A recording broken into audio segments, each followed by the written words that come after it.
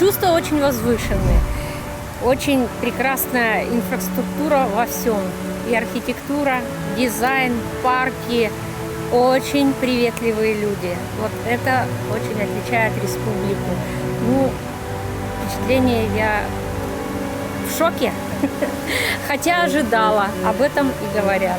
Но тем не менее, это очень впечатлило до высшего уровня. Я первый раз здесь, и что меня впечатлило, когда я сюда заезжала на автомобиле арендованном, я просто поразилась вашим дорогам. Это первое, что мне кинулось в глаза. Я еще сказала, ничего себе, как большой крутой мегаполис. Потом мне очень понравились дома. Дома, ну, честно, как сказочные, просто богатые такие красивые дома. Потом сама инфраструктура города, очень все настолько цивильно и красиво, что нету вот этого всего там старых домов, какой-то неопрятности, все чисто, все очень красиво. То есть меня Грозный просто влюбил.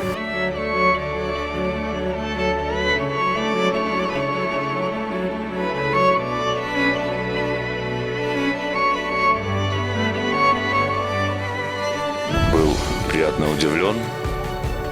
Столько прекрасных мест, замечательных.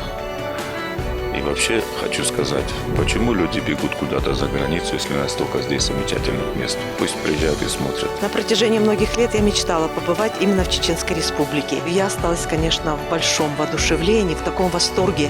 Но больше всего я хочу сказать о культуре, о том порядке, который существует в этих городах, населенных пунктах. Понимаете, но у меня нет слов, чтобы выразить вот эту вот красоту и порядок в каждом доме, в каждом дворе, около каждого здания. Но это дорогого стоит. Понимаете, я не понимаю, может быть, это с рождения так вот детей приучают и потом передается из поколения в поколение. Я не знаю, но это дорогого стоит.